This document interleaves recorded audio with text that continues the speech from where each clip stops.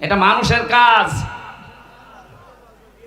রিমান্ডে যারা আমার দায়িত্বে ছিল, মাঝে মাঝে ভাবতাম আল্লাহ এই মানুষগুলো বাইরে যে এরা সংসার করে কি করে, এদের কি বিবেক মরে গেছে নাকি?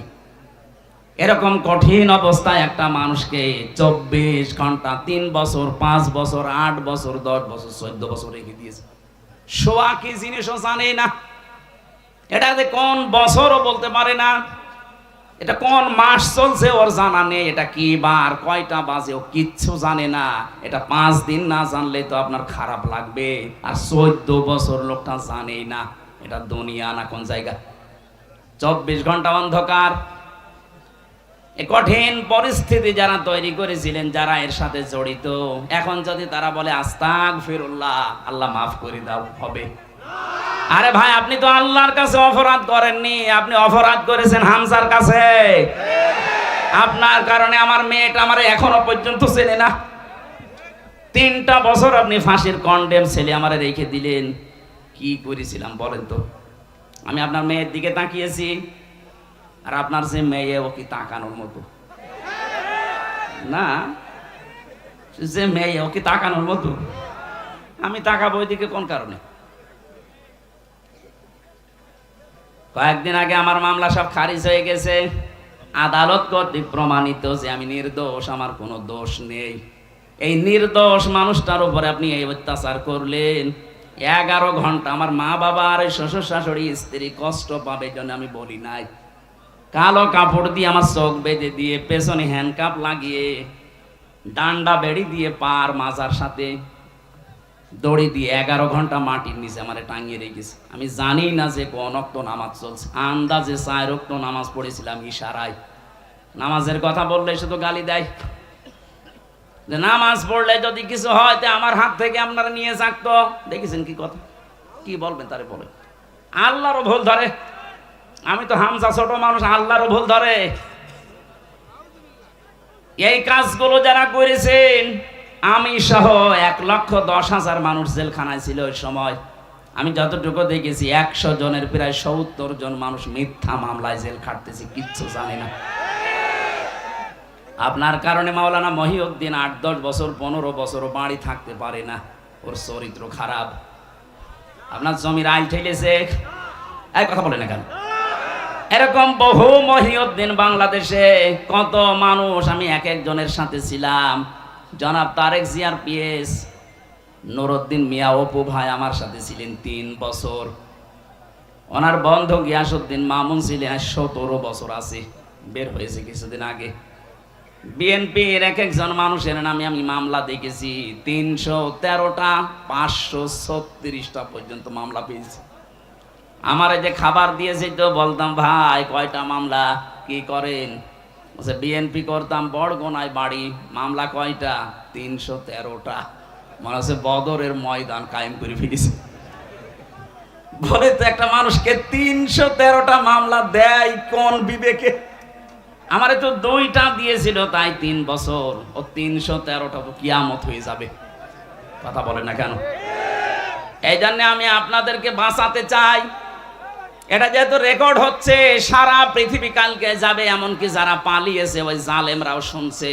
আপনারা যদি এখনো পর্যন্ত মাপ পেতে চান, শুধু আস্তাগফিরুল্লাহ হবে না, যার কাছে যে ধরনের অপরাধ করেছেন আগে তার কাছে যে মাপ চাবেন, তার ক্ষতিপূরণ দেবেন, এরপরে পড়বেন আস্তাগফিরুল্লাহ। এই কথা বলেন না কেন? এই হাদিসের অর্থ যদি না বুঝে থাকেন, আপনার এই ওয়াজ শুনতে আসা, তাফসীর শুনতে আসা ব্যর্থ।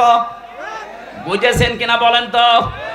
কিভাবে মাপ চাইতে হবে আমি পদ্ধতিটা বললাম। নবীজি যে ওই মহিলাকে বলতে পারতেন না, যাই হয়েছে হয়েছে, তুমি আস্তাগফিরুল্লাহ গোপনে পড়ে নাও, বলতে পারতেন না? কিন্তু বলেননি, ওনাকে শাস্তি দিয়ে তারপরে বলেছে এবার আস্তাগফিরুল্লাহ পড়ো। আজ আপনারা 15.5 বছরে যা করেছেন, পৃথিবীর ইতিহাস পাল্টিয়ে ফেলেছেন। সুতরাং এখন শুধু আস্তাগফিরুল্লাহ পড়লে হবে না, আপনাকে ফিরে আসার জন্য যার কাছে অপরাধ করেছেন তার কাছে স্বীকার করা লাগবে। এবং স্বীকার করলেই হবে না, এই 15.5 বছরে তার যে ক্ষতি করেছেন ওই ক্ষতিপূরণ দেওয়া লাগবে। আপনার কারণে বহু মানুষ ব্যবসা করতে পারে নাই, চাকরি পায় নাই। এই কথা বলে না কেন? মিথ্যা মামলায় ঝুলে ঝুলে জীবনটা নষ্ট করে ফেলেছে। কেউ আম বাগানে, কেউ বাঁশ বাগানে, কেউ ধানের খেতে শুয়ে শুয়ে রাত কাটিয়েছে বছরের পরে বছর। এত কিছু করার পরে আপনি এখন আস্তাগফিরুল্লাহ পড়বেন আর আল্লাহ আপনাকে মাফ করে দেবে, কি আর কি নাকি? আশা করছে আপনি হাদিসের অর্থ বুঝে ফেলেছেন এবং যারা শুনছে ওই জালেমরাও বুঝেছে। বাঁচতে যদি চান এই মহিলার মতো তাওবা করেন। এবার আমি একটা তথ্য বলছি, সূরা ফুরকান 68 নাম্বার আয়াত। এই পৃথিবীতে 3টা অপরাধের সাথে যারা জড়িত থাকবে এই মানুষগুলোর শাস্তি হবে ডবল। কয়টা? আরো জোরে বলেন। এটা কিন্তু ক্লাস চলছে, ক্লাসে যদিও এভাবে কথাবার্তা হয় না, আপনারা বেশি বলছেন। ক্লাসের মতো জবাব দেবেন। 3টা অপরাধ করলে শাস্তি দেবে কয়টা? ডবল। জোরে বলেন কয়টা? এখন আপনি দেখেন তো এই 3 অপরাধ আপনার ভেতরে আছে কিনা। ওয়াল্লাযীনা লা ইয়াদউনা মা'আল্লাহি ইলাহান আখারা। আল্লাহ পাক বলেন যারা আমি আল্লাহর সাথে অন্য কাউকে ডাকে, এই যে মা'আল্লাহ, আল্লাহর সাথে অন্য কাউকে যারা ডাকে, এটা বাংলাদেশ, ভারত আর পাকিস্তানে বেশি। আমরা এই দেশগুলোতে আল্লাহকে ডাকি না তা না, আল্লাহর জিকিরও চলছে, কিছুক্ষণ পরে দেখি আল্লাহর পাশাপাশি অন্য কাউকে ডাক দেয়। ইয়া আলী বাবা, শাহ আলী বাবা, কেল্লা বাবা, ফতে বাবা বলছে।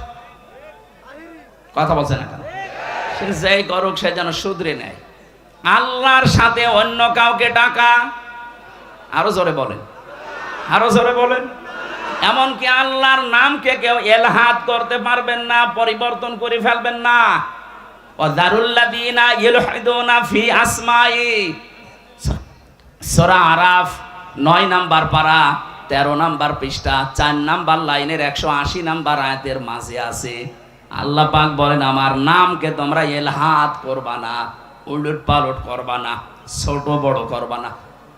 আজ যারা কালেমাকে লা ইলাহা ইল্লাল্লাহ পুরা কালেমা না পড়ে শুধু হালকা লাইলা লাইলা হবে, বলেন বলেন, শুধু ইল্লাল্লাহ ইল্লাল্লাহ হবে, আপনাকে পরিপূর্ণ করা লাগবে। তাম্মাত কালিমাতু রাব্বিকা সিদকা ওয়া আদলা। আল্লাহ বলেন আমার কালামটা পরিপূর্ণ করে দিয়েছি। আপনি কোথায় পেয়েছেন যে শুধু লাইলা লাইলা বলা লাগবে? এই জন্য আল্লাহর নামকে কেউ যদি এলহাদ করে, পরিবর্তন করে ফেলে, আল্লাহ বলেন তাদের সাথে তোমরা ডাকবা না আমাকে। এরপরেও যদি বলেন আমার বাবা বলেছে, যান বাবার সাথে জাহান্নামে যান। এর চাইতে শক্ত কথা আমার জানা নেই। আমি আপনার বিবেকের উপরে কড়া নাড়লাম, এরপরও যদি কারো বিবেকে কাজ না করে জানতে হবে ওর বিবেকের উপরে কুকুরে পোশাক করিস। ও বলছে ঠিক। তাহলে আজকে থেকে সিদ্ধান্ত নিয়ে যাবেন এই মাহফিলে এসে আল্লাহর সাথে অন্য কাউকে আমি আর ডাকবো না, এমনকি রাসূলুল্লাহকে না। রাসূলুল্লাহর নামে জিকির করা জায়েজ নেই। যারা না বসে ইয়া রাসূলুল্লাহ ইয়া রাসূলুল্লাহ জিকির করেন আপনি শিরিক করছেন। জিকির হবে কার নামে? দরুদ হবে রাসূলুল্লাহর নামে। সোহেল চৌধুরী নায়ক, নাম শোনেননি? এই লোকটা হত্যার মামলার যে আসামি ছিল মামুন ইমন, ইনি আমার সাথে ছিল, মাঝে মাঝে আসতো, ভেতরেও এরকম মস্তান। ও দেখতাম ফজরের আগে আমরা যখন তাহাজ্জুদ পড়তে উঠি ওই সময়, এখন বের হয়েছে 25 বছর পরে বের হলো, ওই সময় দেখেছে উনি জিকির করছে উঠে ইয়া রাসূলুল্লাহ ইয়া রাসূলুল্লাহ। কি গো? একদিন বললাম ভাই আপনি এই জিকির করেন মানে? বলছে মহাব্বতে। না, এটা মহাব্বতের জিকির না, আপনি শিরিক করছেন।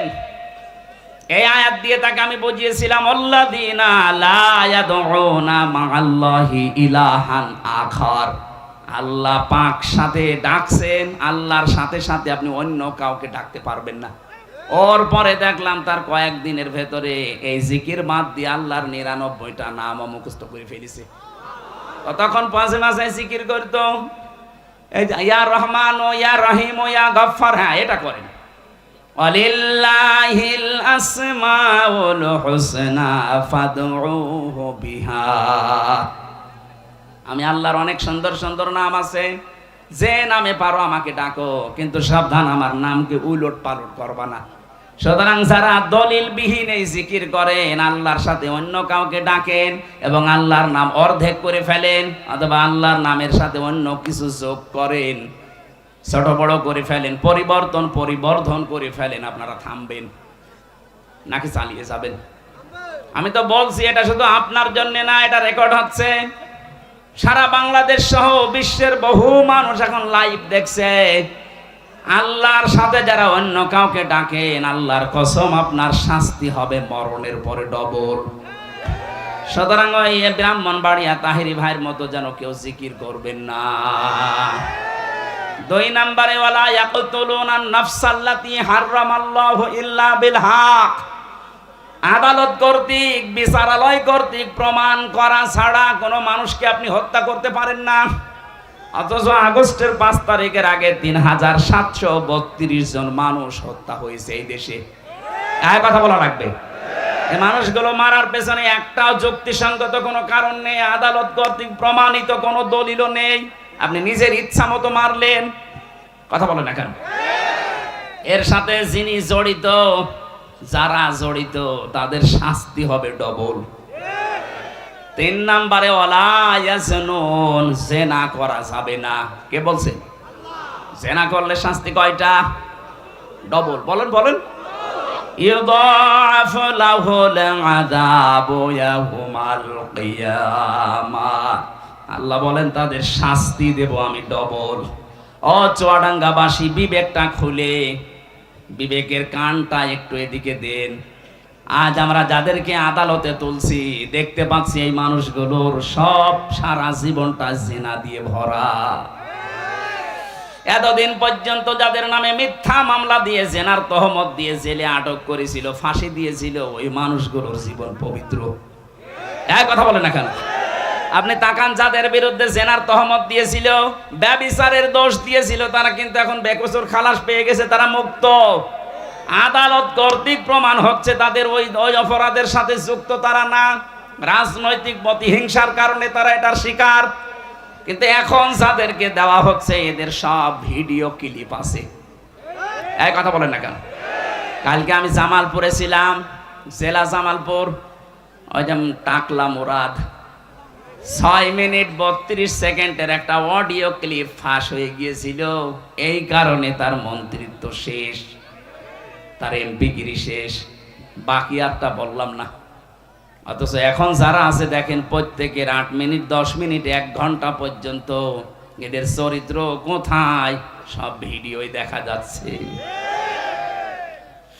জেনা করলে শাস্তি ডবল হয়, আর এদের পুরাটা জীবনই জেনা।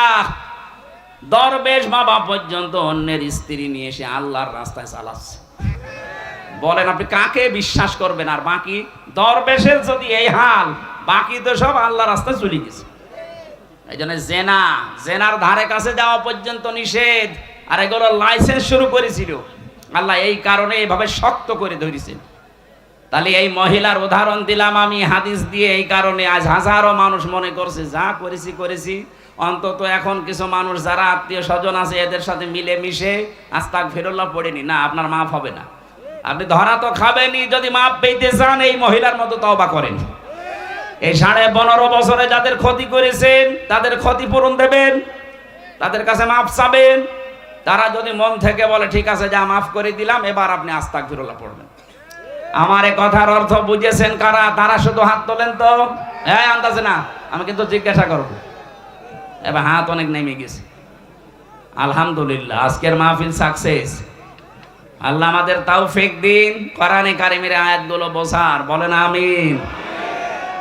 দ্বিতীয় নাম্বার, আমরা যারা এখানে এসেছি তাফসীরুল কোরআন মাহফিলে তাফসীর শোনার জন্য, সূরা আরাফ 206টা আয়াত ছিল, একটা মাত্র আয়াত পড়েছি, 157 নাম্বার আয়াত। আমাকে আল্লাহ যতটুকু জ্ঞান দিয়েছে আয়াতের উপরে, আমি যতটুকু স্টাডি, যতটুকু লেখাপড়া করেছি, আমি সেই আকারে কথা বলার চেষ্টা চালাচ্ছি। আল্লাহ তৌফিক আমাকে যেন দান করেন। জবান খুলে সকলে বলেন আমিন। এবার আপনি একটু তেলাওয়াত করেন ভাই। আউযু বিল্লাহি মিনাশ শাইতানির রাজিম। বিসমিল্লাহির রহমানির রহিম আল্লাযীনা ইয়াত্তাবিউনার রাসূলান নাবিয়্যাল উম্মিয়াল্লাযী ইয়াজিদুনাহু মাকতুবা ইলা আখির আয়া। কোন সূরা বললাম? বলেন বলেন। বললাম না ক্লাস চলছে।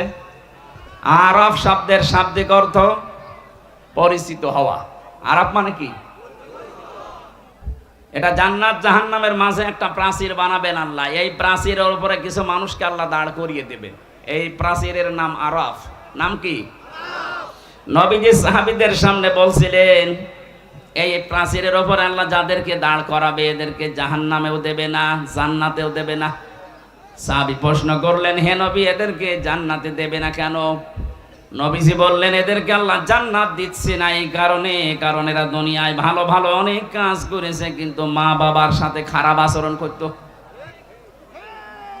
বাংলার মুসলমানেরা খুব সেনসিটিভ বিষয় এটা। আপনি যত ইবাদত বন্দেগী করেন, বৈধ কোনো কারণে যদি মা বাবা অসন্তুষ্ট হয়ে থাকে, আপনি কিন্তু ওই প্রাচীরের উপরে দাঁড়িয়ে থাকবেন। কথা বলেন না কেন? কয়েকদিন আগে আমি নীলফামারী কিশোরগঞ্জ গিয়েছিলাম। ওখানে একটা বৃদ্ধাশ্রমে নিয়ে গেল দেখার জন্যে। যে দেখি কিছু মার বাবা এই লাইনে বসে আছে, প্রায় 40 জনের মতো। তাদের চোখের দিকে তাকিয়ে দেখতে পেয়েছি এই মানুষগুলোর সন্তান আদি অনেক বড় বড় জায়গায় আছে। আমি জিজ্ঞাসা করেছিলাম কয়েক জায়গায়, কিন্তু এই মানুষগুলোকে সব এখানে রেখে গেছে, মাসে মাসে খরচ দিয়ে যায়। চিন্তা করেন যে মানুষের 10 তলা বিল্ডিং, 5 তলা বিল্ডিং এর মালিক, 4-5টা ফ্ল্যাটের মালিক, এক একজনের 8টা 10টা করে রুম আছে বাড়িতে, কিন্তু মার বাবার থাকার জায়গা নেই। এ মা বাবার দিকে তাকালেই মনে হচ্ছে এরা সন্তানের জন্য বরদোয়া দিচ্ছে। বলেন নাউজুবিল্লাহ। যাদের মা বাবা আমি ওখানে দেখেছি, এই সন্তানগুলো যদি 14-12 হজ করে আসে, আল্লাহর কসম এরা জান্নাত পাবে না, ওরা ওই প্রাচীরে দাঁড়িয়ে থাকবে। আমাদের কপাল যেন এরকম না হয়। কথা বলে না কেন? যতগুলো সন্তানের কারণে তার মার বাবা বৃদ্ধাশ্রমে থাকে, বাংলাদেশে এখন বৃদ্ধাশ্রম প্রায় 168টার উপরে। নীলফামারীর কিশোরগঞ্জ একটা থানা, সেখানে এতগুলো মানুষ পড়ে আছে। বছরের পর বছর আছে, অনেকে খবর নেয় না, শুধু মাঝে 2 বছর 3 বছর পর একটা চিঠি পাঠায়, মা কেমন আছো, একটা কথা হইল। 30 বছর 25 বছর পর্যন্ত এই ছেলেটার পেছনে ওই মার বাবা নিঃস্বার্থ ভাবে শ্রম দিয়েছিল। কথা বলে না কেন? অথচ আজকে এই সন্তানই রেখে গেছে তার মাকে। আমার যতটুকু দেখলাম, যাদের কারণে রেখে যায় সন্তানগুলো মার বাবাকে বৃদ্ধাশ্রমে বলেন, এর পেছনে কয়েকটা কারণ আছে। একটা কারণ ওই ছেলেটার বউ। এক কথা বলছেন না? হাজারো বউ এই দেশে আছে, তারা চাই না যে আমার শ্বশুর শাশুড়ি আমার সাথে একসাথে থাক। এরকম বউ দেশে নেই? সম্মানিত মা বোন, আমি জানি হাজার হাজার মা বোন আপনাদের সাথে ডবল, ওরা বিভিন্ন জায়গায় বসে আছে। আমি সবাইকে এক মনে করে কথা বলছি, আমার ইমান থেকে বলছি, সাবধান। আপনি শুধু নামাজ পড়ে রোজা রেখে কালো বোরকা পরে জীবনও জান্নাত যেতে পারবেন না।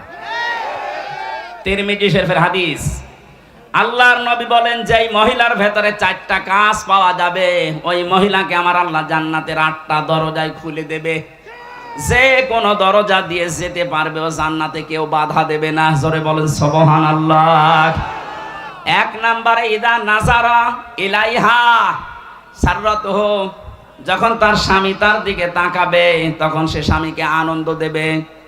ওয়াইদা গাবা আনহা হাফিজাতুহু, যখন স্বামী থাকবে না বাইরে চলে যাবে, তখন নিজের পরিবারে পরিবেশে নিজের ইজ্জত আবরু, নিজের স্বামীর সম্পদ আর সন্তানকে হেফাজতে রাখবে। এটা আজ 100 জনের প্রায় 95টা মহিলা ঠিক রাখতে পারছে না। স্বামী বাইরে চলে গেলেও দিন পায়। কথা বলেন না কেন? ফাতেমাতুজ জোহরার সাথে যেই মহিলা জান্নাত যাবে, জামিলা, তার জীবনী পড়েছি। তাকে আল্লাহ জান্নাত দেওয়ার পেছনে দুইটা কারণ। এক নাম্বার, এসে স্বামীর অনুমতি ছাড়া কোনোদিন বাইরে যায়নি, কারোর সাথে দেখাও করেনি। আর হাজারো মেয়ে লোক স্বামী বাইরে চলে গেলেও মনে হচ্ছে যে জান্নাত পেয়ে গেছে। স্বামীর সম্পদগুলো তার অনুমতি ছাড়া দান করা জায়েজ নেই, আর আল্লাহর রাস্তায় চুরি করে। কথা বলে না কেন? স্বামী বাইরে গেলে আপনার সন্তান, আপনার শরীর, ইজ্জত, সম্ভ্রম, এগুলো সব হেফাজতে রাখা লাগবে। জান্নাতের দরজা এই কারণে খোলা থাকবে। 3 নম্বরে এইটাই আসল, ভালো করে শোনেন। নবীজি বলেন, তুইনু আলা দীনি যাওজাতিহা, যে মহিলা তার স্বামীকে দিনের উপরে চলতে সাহায্য করে, দিনের প্রচারে গেছে, দিন কায়েমের জন্য কাজ করছে, এই মহিলার কষ্ট হলেও স্বামীকে সাহায্য করবে, উৎসাহ দেবে, পেছন থেকে আরো সাহায্যর হাত বাড়াবে। কিন্তু হাজারো মহিলা এটা করে তো না, আরো বাধা দেয়। এই কথা বলছে না কেন? সম্মানিত মা বোনেরা, শুধু নামাজ পড়ে রোজা রেখে আপনি জান্নাত যাবেন কখনোই না। অতঈনু আলা দীনি যাওজাতিহা, আপনার স্বামীকে দিনের কাজে চলার জন্য, দিনের পথে চলার জন্য যতটুকু সমর্থ আছে সাহায্য করবেন, উৎসাহ দেবেন, এগিয়ে দেবেন। হযরতে খাদিজাতুল কুবরা রাদিয়াল্লাহু তাআলা আনহা, আল্লাহ তাকে সালাম দিয়েছিলেন। পৃথিবীতে 2 জন মহিলার জীবনী পেয়েছি, আল্লাহ নিজে সালাম পাঠিয়েছেন। একজন হযরতে আসিয়া, 2 নম্বরে হযরতে খাদিজা। আসিয়াকে আল্লাহ সালাম দিয়েছিলেন তার স্বামীর অত্যাচারের কারণে, খাদিজাকে আল্লাহ সালাম দিয়েছিলেন তার স্বামীর ভালোবাসার কারণে। জোরে বলেন আল্লাহু আকবার। খাদিজাকে আল্লাহ সালাম পাঠালেন তার স্বামীর মহব্বত, ভালোবাসার কারণে। নবীজি বলেন, আমি যত রাতে আসি, যতবার আসি, খাদিজাকে কোনোদিন আমি ঘুমন্ত অবস্থায় পাইনি। যখনই এসেছি শুধু একটা বার ডাক দিয়েছি, সঙ্গে সঙ্গে খাদিজা আমার জন্য দরজা খুলে দিয়েছে। জিজ্ঞাসা করতাম, কেন এ কাজ করো, ঘুমাতে পারো না? খাদিজা আমাকে প্রতিবার শুনিয়েছে, স্বামী আমার, আমি জানি আপনি দিনের কাছে বাইরে থাকেন, দিনের প্রসারে, দিনের প্রসারের জন্য আপনার পেছনে 24 ঘন্টা মানুষ লেগে আছে, কখন কোন ক্ষতি হয়ে যায় এই টেনশনে আমার তো ঘুম আসে না। আপনি যখন আসবেন পরিশ্রান্ত ক্লান্ত শরীর নিয়ে, আপনি বারবার ডাকবেন, আমি যদি আরামে ঘুমিয়ে থাকি উঠতে দেরি হয়ে যাবে, বেয়াদবি হতে পারে। এই কারণে যতক্ষণ না আসেন ততক্ষণ পর্যন্ত ঘুম লাগলো আমি বিছানায় না ঘুমিয়ে দরজার সাথে হেলান দিয়ে ঘুমাই। স্বামীর এই মহাব্বত দেখে আমার আল্লাহ তাকে সালাম পাঠিয়েছিলেন দুনিয়ায়। আর আমরা স্বামীর সাথে এমন আচরণ করি, সালাম তো দূরের কথা, আল্লাহ গজব পাঠায়। কথা বলেন না কেন? বিশ্ব নবী এত বেশি পরামর্শ দিয়েছিলেন তার মেয়ে ফাতেমাকে, ডাক দিয়ে বলতেন, মা, 4টা মেয়ের ভেতরে তোমাকে সবচাইতে বেশি ভালোবাসি আমি। এতদিন আমার বাড়িতে ছিলে, যত কিছু মনে লেগেছে, কাজকর্ম তুমি করতে পেরেছো, আজকে একটা নতুন পৃথিবীতে তোমারে পাঠালাম আলীর কাছে। সাবধান, শরীয়ত সম্মত কোনো বিধান নিয়ে আমার জামাইয়ের সাথে বার্গেনিং করবা না। শরীয়তের ভেতরে থেকে যদি আমার জামাই হযরতে আলী কোনো বিষয়ে তোমার উপরে মন খারাপ করে, এই অবস্থায় যদি তোমার মরণ হয়ে যায়, আমি নবী হয়ে বলছি তোমার জানাজায় বাবা হয়েও যাব না। আজ বাংলার বাবাগুলো যদি এইভাবে সতর্ক করতো, বাংলাদেশে ডিভোর্স হইতো না, সংসারে তালাক পড়তো না। কথা বলেন না কেন? আপনার মেয়েটাও দুনিয়ায় জান্নাতের একটা পরিবেশ পেত। আপনি নিজের পরিবার যেমন জাহান্নাম বানিয়ে রেখেছেন, আপনার মেয়েটার পরিবারও জাহান্নাম বানিয়ে দিচ্ছেন। আপনি আদর্শ বাবা না, আপনাকে বাবা হওয়া লাগবে মুহাম্মদুর রাসূলুল্লাহর মতো। তাহলে আমার কথা ছিল, আপনার স্বামী যতক্ষণ বাইরে থাকবে দিনের কাজে, মানবতার কাজে, আপনাকে সাহায্য করা লাগবে, তাকে সহযোগিতা করা লাগবে, উৎসাহ দেওয়া লাগবে। আপনি যদি বাধার কারণ হয়ে দাঁড়ান, জান্নাত আপনার জন্য ব্যারিকেড হয়ে দাঁড়াবে। 4 নম্বরে বেশি স্বামী যা আদেশ করে ওটা যদি জায়েজ হয়, স্বামী যেটা চায় ওটা যদি জায়েজ হয়, স্বামী যেটা পছন্দ করে ওটা যদি জায়েজ হয়, আপনার জীবন থাকতে ওটা মানা লাগবে। এই 4টা কারণ পেয়েছি আমি তিরমিজি শরীফে।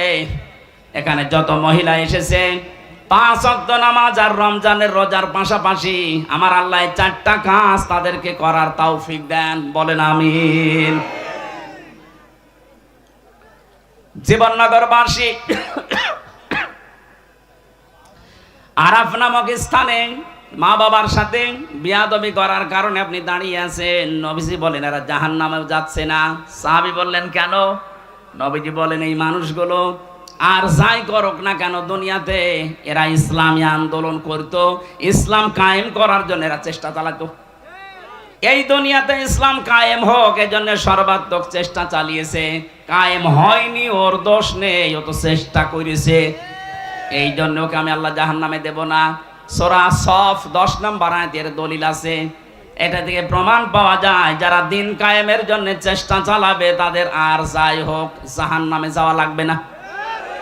কিন্তু অশনি সংকেত এইটা হাদিসের শেষে কিন্তু আর বলা নেই যে কোথায় যাবে। বলেন তো আপনি জাহান্নামে গেলেন না, জান্নাতও যেতে পারলেন না। আরাফ নামক এই প্রাচীরের ওপরে যদি আমরা কেউ দাঁড় হয়ে পড়ি, আমাদের মতো কপাল খারাপ কারো আছে? এটা যা করবেন চিন্তা ভাবনা করে। আল্লাহ পাক এই সূরার ভেতরে একটা আয়াতে ঘোষণা দিচ্ছেন, আল্লাযীনা ইয়াত্তাবিউনার রাসূলা। এই আয়াতের ভেতরে আমি 13টা কাজ পেয়েছি, একটু খেয়াল করে শুনবেন। কাজ আছে এর ভেতরে 13টা। 6টা কাজ। 1 নম্বরে আছে পরিচিতি, 2 নম্বরে আছে সকল ন্যায় এবং অন্যায়ের আদেশ আর নিষেধ, 3 নম্বরে পবিত্র বস্তু হালাল করা, 4 নম্বরে অপবিত্র বস্তুগুলো হারাম করা, 5 নম্বরে বোঝা, চাপানো বোঝা এবং বন্ধন যেটা সেটা থেকে আল্লাহ মুক্ত করে দেওয়া, 6 নম্বরে উৎকর্ষ সাধন করা মানব জীবনের। এই যে 6টার পরে আমার আল্লাহ এই আয়াতের শেষের দিকে জানিয়েছেন যে নবী আর রাসূল তোমাদেরকে পাঠালাম, তার দায়িত্ব ছিল দুনিয়ায় 3টা। তোমাদেরকে কিয়ামত পর্যন্ত এই 3টা দায়িত্ব পালন করা লাগবে। তার প্রতি ঈমান আনতে হবে, সম্মান করা লাগবে, সাহায্য করা লাগবে, সহানুভূতি দেখানো লাগবে। তার প্রতি যে আলো আমি পাঠিয়েছি তার মানে কোরআন শরীফ, এইটার উপরে অনুসরণের মাধ্যমে জীবন চালাতে হবে। শেষের শব্দ হচ্ছে উলাইকা হুমুল মুফলিহুন, এরা সফল কাম। এবার আসেন আমরা আয়াতের ব্যাখ্যায় যাই। 1 নম্বরে আল্লাযীনা ইয়াত্তাবিউনার রাসূলা, যারা অনুসরণ করছে করবে। ইয়াত্তাবিউনা এটা মুজারে, বর্তমান ভবিষ্যৎ, প্রেজেন্ট ফিউচার। যারা অনুসরণ করছে এবং করবে কার? রাসূল, নবী, উম্মি, 3টা পরিচয় দিয়েছেন। এই একটু খেয়াল করে শোনা লাগবে এটা। আল্লাহ পাক যার অনুসরণ করার জন্য আমাদের সবাইকে আদেশ দিচ্ছে, তার পরিচয় কয়টা বললাম? 3টা। আরো জোরে বলেন কয়টা? 1 নম্বরে তিনি রাসূল, 2 নম্বরে তিনি নবী, 3 নম্বরে তিনি উম্মি। এখন রাসূল কাকে বলে, নবী কাকে বলে, উম্মি কাকে বলে? আমার আয়াতের মূল শব্দের তাফসীর করার নিয়ত ছিল ইয়ামুরুহুম বিল মারুফ ওয়া ইয়ানহাহুম আনিল মুনকার, এই 2টা শব্দে। বাকিগুলো আপনারা তাফসীরে ফি জিলালিল কোরআন, ইবনে কাসির, মারিফুল কোরআন আর তাফসীর হাক্কানি, এই 4টা তাফসীরে থেকে আমার আজকের আলোচনা। এগুলো একটু দেখে নিয়েন, আরো বিস্তারিত জ্ঞান পাবেন। এমন রাসূলের পরিচয় দিয়ে আল্লাহ অনুসরণ করার কথা বললেন, তার প্রথম পরিচয় তিনি মুহাম্মদ ইবনে আব্দুল্লাহ না, তিনি রাসূল। আমি এবার আলেমদেরকে বলছি, রাসূল হওয়ার জন্য ওনাকে যে সময় বেঁধে দিয়েছিলেন আল্লাহ, জন্মের পর থেকেই কিন্তু ওনাকে কেউ রাসূল বলে নাই। পুরা আরব জাহানের ভেতরে ওনাকে বলতো আল আমিন, আস সাদিক অথবা মুহাম্মদ ইবনে আব্দুল্লাহ। কথা বলে না কেন? 1 থেকে 40 বছর কেউ পুরা আরব জাহানে রাসূল বলেছে? বলেন কখন বলেছে? 40 বছর বয়সে তিনি যখন আল্লাহর কাছ থেকে পেয়েছিলেন, ইকরা বিসমি রাব্বিকাল্লাযী খালাক, আল্লাহ পাক এই 5টা আয়াত তাকে দেওয়ার সঙ্গে সঙ্গে তিনি বাড়িতে আসলেন। এই বললাম না একটু খেয়াল করা লাগবে কেন? বাড়িতে আসার পরেই বললেন জাম্মিলুনি জাম্মিলুনি ইয়া খাদিজা, আমাকে ঢেকে দাও, আমি ভয় পেয়েছি। হযরতে খাদিজা ওই দিন তাকে 5টা কথা শুনিয়েছিলেন। পৃথিবীর কোন স্ত্রী যদি স্বামীকে এই 5টা কথা বলতে পারে, সে স্বামী যেন বিশ্বাস করে সে হক পথে আছে। আর যদি মনে করেন না স্ত্রীর পক্ষ থেকে 5টা কথা আসে না, আপনি যত বড় আল্লাহর ওলি দাবি করেন, আপনি বুঝবেন আপনি ভ্রান্ত পথে আছেন। খাদিজা ওই দিন বলেছিলেন, যদিও তিনি ঈমান এখনো আনেননি, প্রথমেই বলেছিলেন স্বামী ভয় পাবেন না, কাল্লা আল্লাহি মা ইয়াখজি কাল্লাহু আবাদান, আল্লাহর কসম কখনো আল্লাহ আপনাকে ভয় দেখাতে পারেন না। জিন পরি ভূত পেতনি যাই বলেন, যারা ভয় দেখায় এরা আপনার কাছে আসতে পারে না। কারণ কে, ইন্নাকা লা তাসিলুর রহিমা, আপনি আত্মীয়তার সম্পর্ক ঠিক রাখেন। এই হাদিস দ্বারা বোঝা যায় দুনিয়ায় যারা আত্মীয়তার সম্পর্কগুলো ঠিক রাখতে পারে, অটুট রাখতে পারে, তাদের ভেতর থেকে আল্লাহ ভয় দূর করে দেয়। আর আমাদের রাতের বেলা আমার মনে হয় তাল গাছের ভেতরে কিছু নড়াচড়া করলো ভয় লাগে। কথা বলেন না কেন? এত ভয় আপনার ভেতরে, কারণ কি? কারণ আপনার রক্তের সম্পর্ক ঠিক নেই। আপনার চেহারা সুরত দেখলে মনে হয় জান্নাত থেকে পালিয়ে এসেছে, অথচ নিজের আপন ভাইয়ের সাথে কথা বলে না। এই কথা বলছে না কেন? নিজের আপন রক্ত যেগুলো, এগুলোর সাথে যদি সম্পর্ক কেউ ছিন্ন করে, ঘরে যদি দেখতে মনে হয় শাহজালাল পীরের মতো, তাও মনে করবেন ওর জীবনে বহু ভয় আল্লাহ লুকিয়ে রেখেছে। আমি বিস্তারিত ব্যাখ্যায় যাচ্ছি না, আমার শব্দ সামনে পড়ে আছে।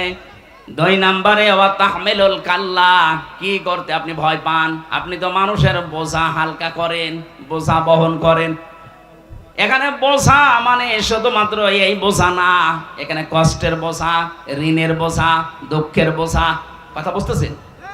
হ্যাঁ নবী, আপনি এই দুনিয়াতে বহু বোঝা বহন করে দেন, বোঝা হালকা করে দেন মানুষের। অথচ আশ্চর্য হয়ে গেলাম, এতবার জীবনে হজ করার পর, নবীর উম্মত দাবি করার পর, মুসলিম জাতির অনেকে তাকে মা বলে, অনেকে তাকে বোন বলে, অথচ এই মানুষটা পালিয়ে যাওয়ার সময় কত রকমের বোঝা আমাদের উপরে দিয়ে গেল।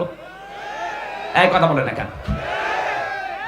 এই যে 3732 জন মানুষ মরে গেল, এগুলো দেশের জন্য বোঝা হয়ে গেল না? 2780 জন মানুষ এখনো হাসপাতালে কাতরাচ্ছে, তারা তাদের পরিবারের কাছে, সমাজের কাছে এই দেশের জন্য এখন বোঝা না?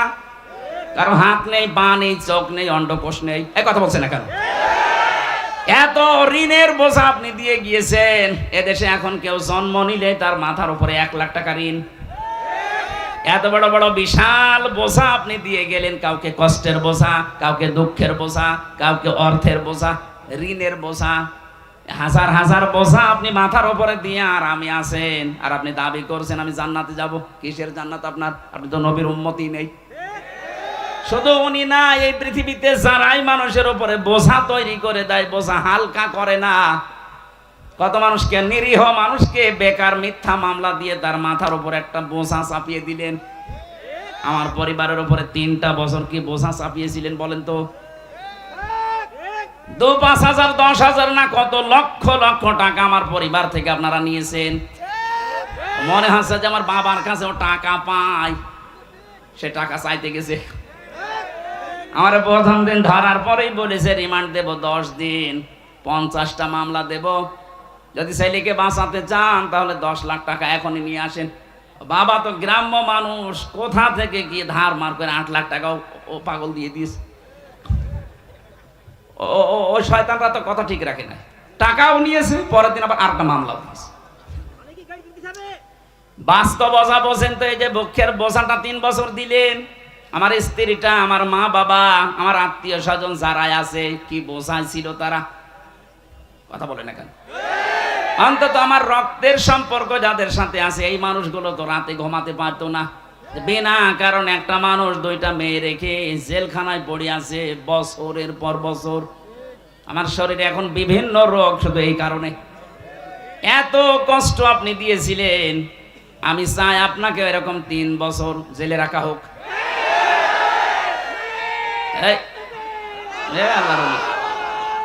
ঠিক আছে, বসেন বসেন, এই বসেন বসেন। আমার যে তথ্যগুলো বলা দরকার তাফসীর মাহফিলে আমি এবার আরম্ভ করছি, এদিকে তাকান। আমার এই হাদিস পড়া বলতে গেলে সময় চলে যাবে।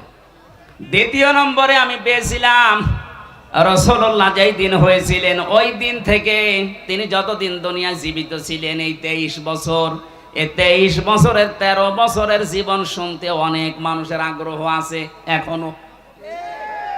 আমি যদি এখন ওই 23 বছরের ভেতরে 13 বছরের মক্কার জীবনী বলি, কত মানুষ এখানে চোখের পানি ফেলে কাঁদবে।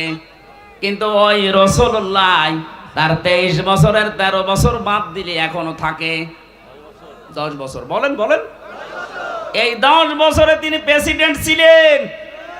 প্রেসিডেন্ট কি এমনি হয়ে গেছেন? কিছু করা লাগেনি। ওই কথাগুলো বলতে গেলে তখন কিছু মানুষের মন পাওয়া যায় না, বলো হুজুর এবার রাজনীতি হচ্ছে। আমার মনে হয় নবীজি যদি এখন বেঁচে থাকতো, শয়তান নবীজিকে এটা বলতো। সুতরাং আপনি ভুল বুঝবেন না, আমি আপনাকে বাঁচাতে চাই। আশা করছি আপনি এই বুঝটা নিয়ে যাবেন। এমন রাসূলকে অনুসরণ করার কথা বলা হচ্ছে যার রাসূলুল্লাহর বয়স শুধু এই 10 বছর 13 বছর না, পুরা 23 বছর। কথা বলেন না কেন? তাকে অনুসরণ করা লাগবে কি শুধু 13 বছর? আরো জোরে, কয় বছর? 23 বছর। আগের 23 বছর তিনি হিলফুল ফজল গঠন করার মাধ্যমে কাটিয়েছিলেন। 17 থেকে 40 এই 23 বছর। বাকি 23 বছর কোরআনে কারীম হাতে নিয়ে তিনি এমন বিপ্লব ঘটিয়েছেন, কিয়ামত পর্যন্ত এইরকম বিপ্লব কেউ ঘটাতে পারবে না। জোরে বলেন সুবহানাল্লাহ। বিশ্ব নবী যেমন বলেছিলেন, খায়রুল কুরুনি করনি, আমার যুগ শ্রেষ্ঠ যুগ। হয়তো সেরকম সেই শ্রেষ্ঠ যুগ এই পৃথিবীতে আর হবে না, কিন্তু শান্তির যে সমাজ তিনি প্রতিষ্ঠা করেছিলেন ওই নমুনা দেখানো যাবে। যারা হজে যায়, এই যে মাওলানা মহিউদ্দিন, আমার শ্বশুর এবং মাওলানা সুলতান সাহেব যাচ্ছে, ওখানে প্রবেশ করার আগেই দেখবেন একটা আয়াত আমরা পড়ি, অমাং দাখলাহু কানা আমিনা। কোন মানুষ যদি এই কাবা শরীফের এরিয়ার ভেতরে আসে, আল্লাহ বলেন আমি তাকে নিরাপত্তা দিয়ে দেই। এই আয়াতটা কার? আরো জোরে। আমি এই আর কি মারার জন্য পড়ি না, এখানে শিক্ষা আছে। কাবার চত্বরের ভেতরে আসলেই তাকে নিরাপত্তা দেবে কে? আরো জোরে বলেন। কারণ ওই ঘরটা কার? বাংলাদেশ কি কাবা ঘর? বলেন বলেন। তাহলে এখানে যে এখন অরাজকতা চলছে, এই জায়গায় যদি শান্তি স্বস্তি নিরাপত্তার পরিবেশ দিতে হয়, এটা তো কাবা না। কি করবেন আপনি? সূরা নাম 82 নম্বর আয়াতে আল্লাহ দলিল দিয়েছেন, 6000 কিলোমিটার দূর এখান থেকে কাবা শরীফ। কাবার ভেতরে ঢুকলে না আপনি নিরাপত্তা পেয়ে যাবেন, বাংলাদেশের 56,000 বর্গ মাইলে আসলে আপনি নিরাপত্তা পাবেন কি করে? আল্লাহ পাক বলেন এই কাজটা করো, উলাইকা লাহুমুল আমনু। এই যে এইভাবে তাফসীরের ভেতরে হাক্কানিতে আছে, আল্লাহ তার নিজের কুদরতি আঙ্গুল যেন এইভাবে দেখিয়েছে। বাংলাদেশ নামক একটা দেশ আছে 257টা দেশের ভেতরে। এর ভেতরে চুয়াডাঙ্গা একটা জেলা আছে, এর ভেতরে জীবননগর থানা আছে, ওথলি একটা গ্রাম আছে। এই বাজারের ময়দানে যারা কোরআন শুনছে, আল্লাহ ঠিক যেন তার হাত এইভাবে দেখাচ্ছে যে উলাইকা, এই মানুষগুলো, উলাইকা লাহুমুল আমনু, এদেরকে আমি নিরাপত্তা দিতে চাই। এরাই নিরাপত্তার হকদার। কারা? এর আগে আল্লাহ কয়েকটা গুণ দিয়েছেন, আল্লাযীনা আমানু ওয়া লাম ইয়ালবিসু ঈমানাহুম বিযুলমিন।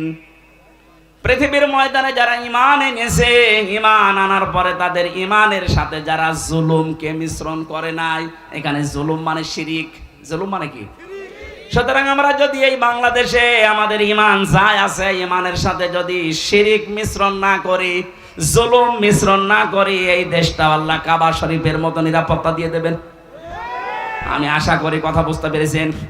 সুতরাং বাংলাদেশ সামনে যদি আমরা নিরাপত্তা দিতে চাই, আর্মি দিয়ে, বিডিআর দিয়ে, পুলিশ দিয়ে, র্যাব, সীতা, কোবরা দিয়ে হবে না। এদেশকে নিরাপত্তা দিতে হলে শিরিক মুক্ত করা লাগবে, জুলুম মুক্ত করা লাগবে। একটা হয়েছে অলরেডি, চেষ্টা চলছে, অন্তত দেশে আর জুলুম নেই। কথা বলে না কেন? এখনো কিছু হালকা আছে, এটা থাকবে না। যদি শিরিক মুক্ত এই দেশ হয়, কে মুক্ত বলেন বলেন? এই শিরিকটা কার সাথে? এবার আসেন এই শব্দটা বিজুলমিন আই শিরকিন, এই শব্দের ব্যাখ্যা পড়েছি আমি তাফসীরের ভেতরে, পেয়েছি 4টা। শিরিক থেকে কেউ যদি নিজেকে বাঁচাতে চায়, সে যেন শিরিক বিল জাত, শিরিক বিল সিফাত, শিরিক বিল ইখতিয়ারা, শিরিক বিল হুকুক, এই 4টা থেকে নিজেকে বাঁচায়। শ্রেণী বিন্যাস করে করে আমি তাফসীরের ভাষায় দেখেছি 120 প্রকার হয় এই শিন, র আর কাফ। এত কথা এর ভেতরে আল্লাহ লুকিয়ে রেখেছেন, যত চেষ্টা করবেন তত নতুন নতুন তথ্য আপনি এখান থেকে পাবেন। আমরা কোরআনে কারিমের কথা বলতে গেলে কথা খুঁজে পাই না, আর আমার তো মনে হয় কোরআনের কোনো আয়াত পড়লে আমার শেষই হয় না। আপনি লেখাপড়া করবেন তো পাবেন কোথায়? বাস্তবে আমাদের এই দেশকে শিরিক মুক্ত করার জন্য আমরা অনেকে চেষ্টা চালাচ্ছি। ডাক্তার মোহাম্মদ ডাক্তার আব্দুল্লাহ জাহাঙ্গীর রহিমাহুল্লাহ, আল্লামা শাহিদ দেলাওয়ার হোসেন সাইদি রহিমাহুল্লাহ, তারা চেষ্টা চালিয়েছিলেন শিরিক কুফর এগুলো দূর করার জন্য। কারণ তারা জানতেন এই পৃথিবীকে যদি নিরাপত্তা দিতে হয়, অবশ্যই এই পৃথিবীতে শিরিক বন্ধ করা লাগবে। কারণ এটা একটা বড় জুলুম, ইন্না শিরকা লা যুলুমুন আযীম। আমাদের চারিদিকে এমন এমন প্রতিবেশী আল্লাহ দিয়েছেন, সবগুলোই উল্টাপাল্টা। মায়ানমার, এই কথা বলছে না কেন? চীন, ভারত, আর একদিকে সাগর। একটা প্রতিবেশীর ভেতরে দেখেন তো জুলুম ছাড়া, শিরিক ছাড়া আর কি আছে? আমরা যদি নিরাপত্তা এই দেশে পেতে চাই, আল্লাহর আশ্রয় ছাড়া কারো আশ্রয় নিয়ে সম্ভব হবে না। এই জন্য শিরিক বিল জাত বন্ধ করা লাগবে, শিরিক বিল সিফাত বন্ধ করা লাগবে, শিরিক বিল ইখতিয়ারা বন্ধ করা লাগবে, শিরিক বিল হুকুক বন্ধ করা লাগবে। এটা তাফসীরে ইবনে কাসিরের ভেতর থেকে পড়বেন। আল্লাহ পাক বলেন, আমি আল্লাহ চাই তোমাদেরকে নিরাপত্তা দিতে। কাবা শরীফের ভেতরে আসলে যেমন নিরাপত্তা পেয়ে যাও, বাংলাদেশের 56,000 বর্গ মাইলও নিরাপত্তা পেয়ে যাবে যদি দুনিয়ায় শিরিক না থাকে। সর্বাত্মকভাবে চেষ্টা চালাতে হবে যে যেখানে আছেন, আমাদের বিশ্বাসে, আমাদের অনুভূতিতে, আমাদের পোশাকে, যে যেখানে আছে আমাদের কিন্তু শিরিক চলছে। এজন্য যখন মউতের ফেরেশতা আসে, ওই সময় এসে এই কথা বলে, আল্লাযীনা তাতাওয়াফাহুমুল মালাইকাতু তাইয়্যিবিনা ইয়াকুলুনা সালামুন আলাইকুম উদখুলুল জান্নাতা বিমা কুনতুম তা'মালুন। বলেন আল্লাহু আকবার। সূরা নাহলের ভেতরে আছে এটা, 14 নম্বর পারা 9 নম্বর পৃষ্ঠা 9 নম্বর লাইনে আছে 32 নম্বর আয়াত। আল্লাহ পাক বলেন, এই মানুষটা যখন শিরিক মুক্ত জীবন গঠন করার পরে বিছানায় পড়বে, মউতের বিছানায় আছাড় খেয়ে, ওই সময় ফেরেশতারা এসে বলবে যে তাইয়্যিবিন। তাইয়্যিবিন মানে শুধু পোশাক পবিত্র করা না, তাইয়্যিবিন মানে শুধু শরীর পবিত্র করা না। তাইয়্যিবিন শব্দের শাব্দিক অর্থ তার চিন্তা, চেতনা, বুদ্ধি, মেধা, তার ব্যবসা বাণিজ্য, কর্মজীবন, তার পরিবার, তার অর্থনীতি, সমাজনীতি, সব কিছু পরিষ্কার পবিত্র, এগুলো করা লাগবে। আজ আমাদের সব কিছু পবিত্র হলেও এই দেশে এখনো পর্যন্ত অর্থনীতি পবিত্র হয়নি, সুদ দিয়ে পরিপূর্ণ। কথা বলেন না কেন? যেন ঈমান বাঁচাতে হলে এই দেশে এখনো পর্যন্ত যারা সুদ থেকে মুক্ত হওয়ার জন্য চেষ্টা চালাচ্ছে, আপনি তাদের কাছে যাবেন, আমি নাম বলি না, আপনি নিজের বিবেকের কাছে প্রশ্ন করে দেখবেন, যারা সুদ থেকে মুক্ত হওয়ার চেষ্টা চালাচ্ছে, আপনার এটা ঈমানের দাবি। যদি আপনি না করেন, আপনি কিন্তু বিছানায় পড়ার পরে তখন ফেরেশতার কাছে ধরা খেয়ে যাবেন। তাইয়্যিবিনা, যারা নিজেদের পবিত্র চিন্তা, শরীর, পোশাক, ব্যবসা বাণিজ্য, পরিবার, অর্থনীতি, সমাজনীতি, রাজনীতি, ধর্মীয় নীতি যেগুলো আছে সব পরিষ্কার পবিত্র করার চেষ্টা চালাবে।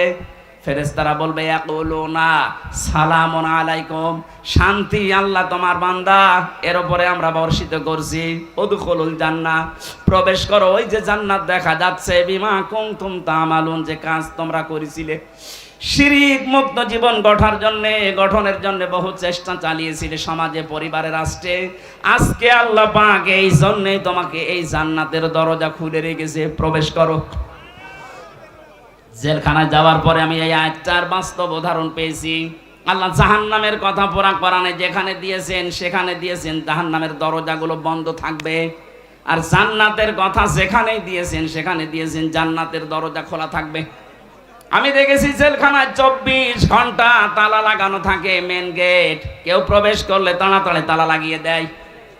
আল্লাহ পাক বলেন জান্নাতের দরজা এরকম না, জান্নাতের দরজা ওপেন থাকবে, খোলা থাকবে। যত মানুষ আসবে তার জন্য কোনোদিন বন্ধ করা হবে না। এজন্য আমাদের জীবনটা যেন শিরিক মুক্ত হয়। কাবা শরীফের মতো বাংলার 56,000 বর্গ মাইল আন্তর্জাতিক বিশ্বের যে চক্রান্ত চলছে, বিশেষ করে আমাদের প্রতিবেশীদের, সব কিছু থেকে যদি নিরাপত্তা পেতে চাই, অবশ্যই আমাদের এই বাস্তব জীবনটা জুলুম এবং শিরিক মুক্ত করা চাই। আল্লাহ আমাদের তৌফিক দিন, বলেন আমিন। এমন রাসূলের অনুসরণের জন্য আল্লাহ আদেশ দিচ্ছেন, যিনি রাসূল হয়েছিলেন কত বছর বয়সে? বলেন। এই যে তাবলীগ জামাতের ভেতরে দুই দল মারামারি করছে, সবাই বলছে আমরা নবীওয়ালা কাজ করছি না। নবীওয়ালা কাজ হবে তখন যখন তিনি দেখেন নবী হয়েছিলেন। কত বছর বয়সে? আরো জোরে বলেন। 40 থেকে 63, এই 23 বছর আপনাকে পঙ্খানো অনুসরণের মাধ্যমে দেখাতে হবে তিনি উম্মি ছিলেন। আল্লাহ পাক বলেন এই ঘোষণা আমি তাওরাতে এবং ইনজিলে লিখে দিয়েছিলাম। সূরা আলে ইমরান 3 নম্বর পারা 19 নম্বর পৃষ্ঠার 8 নম্বর লাইনে এই তথ্যগুলো আছে। লম্বা হয়ে যাচ্ছে না? না, কিছু মানুষ এই যে ওঠাউঠি করছেন, এইভাবে কষ্ট দেওয়া ঠিক না। আমরা 11টা 20 বাজে 30 পর্যন্ত আমার টাইম দিয়েছিল, আমরা মনে হয় পুরাটা শেষ করতে পারবো না, যতটুকু পারি। আগামীতে এই দর্শনা মাদ্রাসায় 28 তারিখে একটা মাহফিল নিয়েছি এই মাসে, আজকে মনে হয় 13 তারিখ না, 28শে নভেম্বর রাত 9টা 9:30টায় ওখানে উঠবো ইনশাল্লাহ। দর্শনা মাদ্রাসায় যে আমরা যেখানে পড়তাম ওখানে কথা বলবো। এরপরে আর এইদিকে এই যে জলিলপুর মাদ্রাসায় আছে, তার পরের মাসে 8 তারিখে দিনের বেলা, ওটা আসর থেকে মাগরিব পর্যন্ত। আমার ভেতরে ঘেমে যাচ্ছে, আমি আজকে শেষ করে দিচ্ছি, মাপসে আগামীতে কথা বলবো ইনশাল্লাহ। আল্লাহুম্মা আমিন। লা ইলাহা ইল্লা আনতা সুবহানাকা ইন্নী কুনতু মিনাজ জালিমিন। এই মোনাজাতটা বসে করে যান। আপনার মতো হাজার লক্ষ মানুষ এখানে হাজির হয়েছে। বসেন, মোনাজাতটা বসে করেন। মাথা নিচু করেন, চক্ষু বন্ধ করেন। আপনারা সবাই পরস্পরের আত্মীয়। বিশেষ করে আমার ইমানের দিক থেকে এবং রক্তের দিক থেকে সবাই কম বেশি আত্মীয়। আমি সবাইকে নিয়ে মোনাজাতে হাজির হচ্ছি আল্লাহর দরবারে। রব্বানা যালামনা আনফুসানা ওয়া ইল্লাম তাগফির লানা ওয়া তারহামনা লানাকুনান্না মিনাল খাসিরিন। রব্বুল আলামিন, 3টা বছর আমি জালেমের কারাগারে বন্দী ছিলাম। শরীরটা অসুস্থ হয়ে গেছে, এখনো পর্যন্ত স্বাভাবিক হয়নি। কথা বললে আমার কণ্ঠে ব্যথা হয়ে যাচ্ছে। আজকে আমার শ্বশুরালয় চুয়াডাঙ্গা জেলার জীবননগর উথলি এলাকাবাসী কর্তৃক আয়োজিত তাফসীরুল কোরআন মাহফিলে এসে 1.5 ঘন্টার মতো কোরআনের একটা আয়াত বোঝানোর চেষ্টা চালিয়েছি। আমি আশা করি এবং বিশ্বাস করি তোমার বান্দা বান্দিরা এটা সহজে বুঝে ফেলেছে। এখন এদেরকে আমল করার তৌফিক দাও। জান্নাতের এই বাগানটা সাজাতে তোমার যে বান্দাগুলো বিভিন্ন কায়দায় শ্রম দিয়েছে, অর্থ দিয়েছে, এদের এই শ্রমকে ওমরের মতো কবুল করে নাও। এদের এই অর্থগুলোকে হযরতে ওসমানের টাকার সাথে কবুল করে নাও। যত যুবক এই মাহফিলের জন্য দেখলাম, সেই উথলি মোড় থেকে আইলাতালে রেলগেট পর্যন্ত কত কষ্ট স্বীকার করছে। এই যুবকদেরকে যে মা পেটে নিয়েছে, মায়ের পেট তুমি খাদিজার মতো বানিয়ে দাও। এই মাহফিলের বরেণ্যের সদস্য যারা, আজকের মাহফিলের সম্মানিত সভাপতি জনাব আব্দুল্লাহ, তোমার বান্দা, মেহেরবানি করে বান্দা বানিয়ে দাও। হাফেজ আবু বকর সিদ্দিক, আল্লাহ নাম না জানা কত মানুষ যে যেইভাবে এগিয়ে এসেছে কোরআনের এই প্রচারের এই অনুষ্ঠানে, আল্লাহ তোমার রহমত তাদের দিকে এভাবে এগিয়ে দাও। কত মানুষ দোয়া চাচ্ছিল, অসুস্থ, এমন রোগ দিয়েছো যে মানুষের কাছে বলাও যায় না। মেহেরবানি করে আমাদের রোগকে শেফায়ে কামেলা আজেলা বানিয়ে দাও। আল্লাহ তাআলা আমার বড় শ্বশুর অসুস্থ হয়ে পড়ে আছে, সারাটা আজীবন তোমার নামের ঘোষণা দিচ্ছে, হাইয়া আলাস সালাহ হাইয়া আলাল ফালাহ। তোমার ওই গোলামকে মেহেরবানি করে সুস্থতা দান করো, হায়াতে তাইয়্যিবা সিহাতে কুল্লিয়া দিয়ে দাও। যত মানুষ আমরা অসুস্থ আছে এলাকাতে, মেহেরবানি করে শেফা দিয়ে দাও। মা বোনেরা যারা আছে এদেরকে তুমি ফাতেমার মতো বানিয়ে দাও। আমাকে তিনটা কন্যা তুমি দিয়েছো, এদেরকেও তুমি ফাতিমাতুজ জোহরার মতো বানিয়ে দাও। আমার স্ত্রী অসুস্থ, তাকে শেফায়ে কামেলা আজেলা দাও।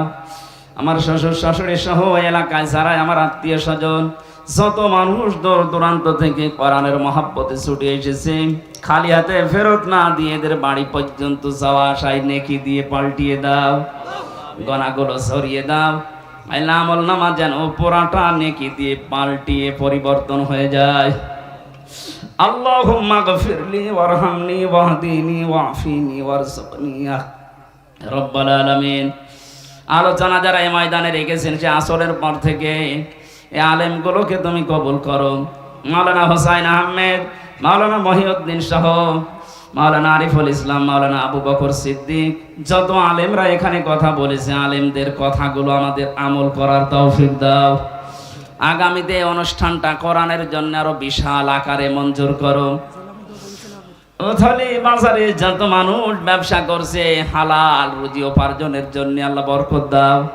আজকে যত মানুষ বিভিন্ন ব্যবসায় আঞ্জাম দিয়েছে, হালাল রুজিতে তুমি 100 গুণ বরকত বৃদ্ধি করে দাও। আল্লাহ তাআলা জনাব রুহুল আমিন, অ্যাডভোকেট রুহুল আমিন দোয়া চেয়েছে।